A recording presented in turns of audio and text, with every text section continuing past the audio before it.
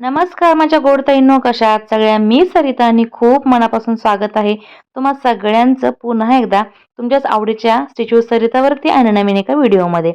तर बऱ्याच वेळेला कमेंट सेक्शनला मी वारंवार एक कमेंट ऐकतेय किंवा वाचतेय की ब्लाऊज शिवल्यानंतर ताई शोल्डर उतरतो, डीप गळा असेल तर शोल्डर ॲडजस्ट कशी करायची हे आमच्या लक्षात येत नाही. त्यावेळेला मेन म्हणजे डीप गळा काढल्यामुळे किंवा डीप गळा केल्यामुळे त्याचं कटिंग झालं, ब्लाऊज शिवून झाला की शोल्डर कमी घेऊन सुद्धा शोल्डर ब्लाऊजची घातल्यानंतर ब्लाऊज फिटिंगला बसत नाही, उतरतो किंवा काखेमध्ये फुगा येतो किंवा वारंवार ब्लाऊज शोल्डरच्या इथे खेचावा लागतो. तर त्याच सगळ्या प्रॉब्लेम्सवरती आज तुम्हाला मी सोल्युशन सांगणार आहे. ते का होतं? तर 34 साईजचं हे ब्लाऊज आहे. त्याच्यामध्ये आपण मेजरमेंटमध्ये काय बदल करणार आहोत, काय फरक करणार आहोत हे आज पाहणार आहोत. तर 34 साईजचं हे ब्लाऊज आहे. बॅक पार्ट कटिंग झालेला आहे आणि त्याच्यामध्ये आता आपण उंची, छाती रुंदी, कमरेची शोल्डर रुंदी, मुंडा रुंदी, गळा लांबी किती घेतलेली आहे हे आपण पाहूयात. तर तुम्ही जर या पद्धतीने ब्लाऊज कटिंग केलं तर तुम्हाला अजिबात ब्लाऊजला शोल्डर उतरण्याचा प्रॉब्लेम येणार नाही. तर हे या पद्धतीने शोल्डर कसं ॲडजस्ट करायचं आपण पाहूयात. ब्लाऊजची उंची आहे 14 इंच तयार. तर मी ते 1 इंच वाढवून 15 इंच घेतलेले आहे. म्हणजे अर्धा इंच आपल्याला कमरेकडच्या बाजूला मार्जिन, अर्धा इंच शोल्डरच्या बाजूला मार्जिन आपल्याला जे लागतं ते आहे. सो टोटल याची कटिंगची उंची किती झालेली आहे? 15 इंच. आता ही उंची घेतल्यानंतर आपल्याला बघा अर्धा इंच खाली, अर्धा इंच वरती या पद्धतीने आपल्याला हे मार्जिन मायनस करायचं असतं. दोन्हीकडचे मार्जिन जर आपण मायनस केले की प्रॉपर आपल्याला ब्लाऊजची रेडी उंची आहे ती मिळते 14 इंच. त्यानंतर आपल्याला 34 चेस्ट साईज कशी काढायची, त्याचा चौथा भाग कसा काढायचा पाहूया. बिगनर्स असाल तर 34 इंचावरती टेप पकडायचा आहे आणि त्याचा निम्मा काढायचा आहे. 17 इंच झालं, पुन्हा 17 इंचाचा निम्मा काढायचा आहे. म्हणजे बरोबर आपल्याला इथे बघा 8.5 इंचावरती हे आपल्याला मार्किंग मिळत आहे. तर 8.5 इंच हा चौथा भाग झाला 34 छातीचा. तर 8.5 इंचावरती एक मार्किंग केलेला आहे आणि तिथून पुढे तुम्हाला मार्जिन 1.5 इंच घ्यायचं असेल, 2 इंच घ्यायचं असेल, ॲज पर तुमच्या रिक्वायरमेंटनुसार तुम्ही ते मार्जिन ठेवू शकता.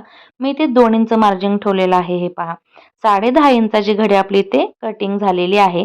म्हणजे 8.5 इंच प्लस 2 इंच मार्जिनचे पकडले तर 10.5 इंचाची आपली ही घडी तयार झालेली आहे कटिंगसाठी. सो हा पार्ट मी कटिंगच करून घेतला होता. म्हटलं कटिंग करता करता मला लक्षात आलं की तुम्हाला हा प्रॉब्लेम होता. सो बऱ्याच ताईंनी कमेंट केली होती कमेंट सेक्शनला, तर त्याचा आपल्याला इथे आता व्हिडिओज काढून शेअर करू म्हणून. आता कंबर आहे 15 इंचाची. तुम्हाला जर छाती आणि कंबर एकसारखी माझ्यासारखी जर कटिंग करायची नसेल तर हे सुद्धा सांगते. 15च्या चौथा भाग होतो 7.5 इंच, 1 इंच टक्सचं झालं 8.5 इंच आणि पुन्हा तुम्ही 1.5 इंच किंवा 2 इंच मार्जिन जर घेतला तर याच पद्धतीने तुम्हाला हे कटिंग मिळणार आहे. जे की मी जास्त खोलात न जाता रेग्युलरमध्ये छातीचा जो मार्किंग आहे प्लस मार्जिंग आहे त्या हिसाबावरती सरळ रेष खाली ओढते आणि कटिंग करते. तर या पद्धतीने कटिंग होतं. अर्धा इंच तुम्हाला जर कटिंग जास्त वाटत असेल तर तुम्ही या पद्धतीने कटिंग करू शकता आणि हा एक्स्ट्राचा अर्धा इंचचा पार्ट काढून टाकू शकता. सो हा झाला आपल्याला प्रॉपर बॅक पार्ट आहे तो मॉडेलमध्ये कटिंग. आता आपल्याला शोल्डरची रुंदी कमी कशी करायची, शोल्डर मायनस कशी करायची डीप नेक असेल तर पाहूया. आता ही जी शोल्डर आहे ती आपण 5.5 इंच घेतलेले आहे. म्हणजेच आपल्याला चौथी छातीसाठी 11 इंच शोल्डर लागणार असेल तर 11च्या निम्मा आपण 5.5 करणार आहोत. हे पहा अशा पद्धतीने 11 इंचावरती टेप पकडून फोल्ड मारायचा आहे. 5.5 इंचाची घडी आपल्याला इथे मिळते. सो इथे मी 5.5 इंच मार्किंग करून घेतलं होतं. आता 5.5 मधून इथे मी थोडीशी कमी कशी केली किंवा का केली ते पाहणार आहोत. सो आपल्याला तयारीची जी शोल्डर आहे ती किती लागणार आहे ते सांगते. ब्लाऊज तयार झाल्यानंतर शोल्डर आपल्याला 2.5 इंच लागणार आहे. आता 2.5 इंच शोल्डरसाठी आपल्याला गळा लांबी आणि गळा रुंदी किती घ्यायची आहे ते सुद्धा पाहणार आहोत. तर इथे 5.5 इंच मी शोल्डर घेतले चौथी छातीसाठी. ब्लाऊजची गळ्याची जी लांबी आहे ती आहे 9.5 इंच. 10 इंच मार्किंग करून घेतलं म्हणजे अर्धा इंच आपल्याला मार्जिनसाठी घेतलेला आहे गळ्याच्या इथे. सो 10 इंचावरती मार्किंग करून या पद्धतीने आपल्याला गोलाकार काढून घ्यायचा आहे गळ्याचा. आता शिल्लक जी आपली शोल्डर राहते ती किती हवी आहे ते सांगते. तर इथे 2 इंचावरती गळा रुंदी घेतलेली आहे आणि पुढे आपल्याला 3.25 इंच राहते. 5.5च्या ठिकाणी मी पाव इंच अजून आतमध्ये शोल्डर कोरली होती. पाव इंच कमी केली होती म्हणजे 5.25 इंच घेतलेले आहे. त्यानंतर 2.5 इंच आपल्याला तयार शोल्डर हवी आहे. तर पाव इंच गळा शिवून जाईल, अर्धा इंच इथे बाहीच्या इथे शिवून मायनस होईल. टोटल आपल्याला इथे 2.5 इंच राहते. शोल्डर जी आहे ती. आता याच्यामध्ये तुम्हाला मी थोडंसं झूम करून दाखवते. ह्याची मेथड मी कशी तुम्हाला कॅल्क्युलेट करायला सांगते ती. आता 2 इंच रुंदी घेतलेली आहे गळ्याची आणि 3.25 इंच पुढे राहिलेलं आहे. म्हणजे 5.25 इंचामधलं आपल्याला मायनस करायचं आहे. पुन्हा अजून शोल्डरच्या इथे अर्धा इंच, गळ्याच्या शिवायच्या इथे पाव इंच.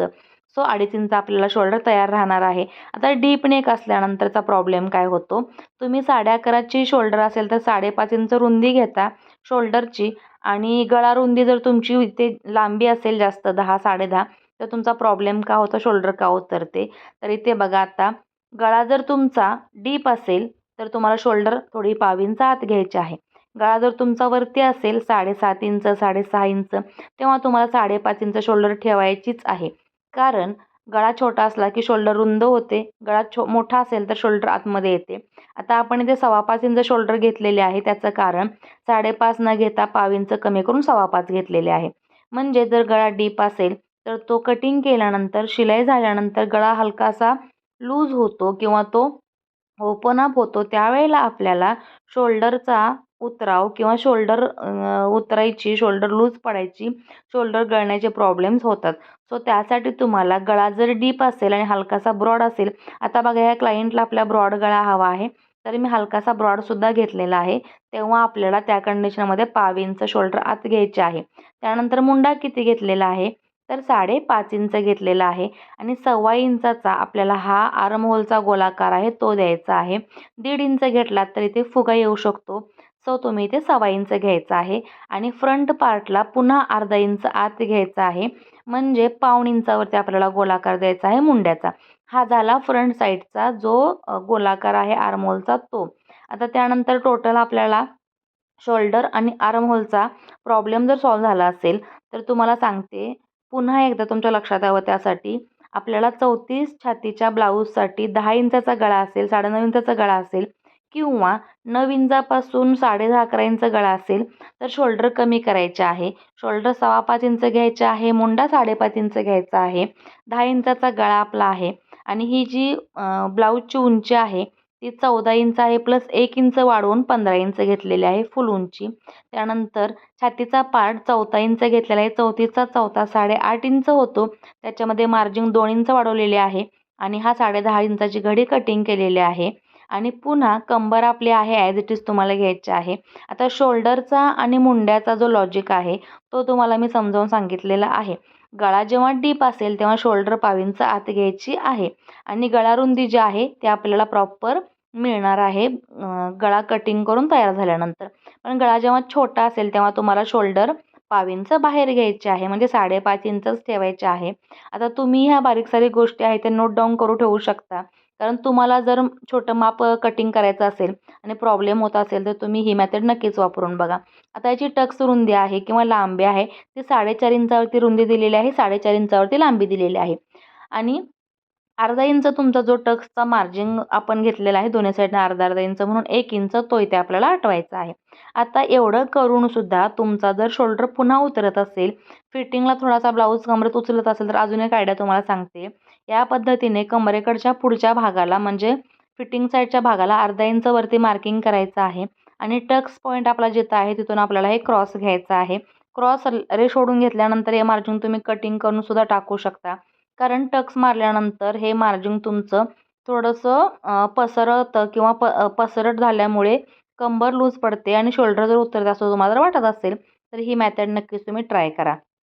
आता ब्लाऊजची उंची टोटल आपण 15 घेतलेली आहे आणि गळ्याची जी लांबी आहे ती 10 इंच घेतलेली आहे. आता या कंडिशनमध्ये गळा ओपन झाल्यानंतर लूज पडतो म्हणून तुम्हाला फक्त पाव इंच शोल्डर आत घ्यायचे आहे.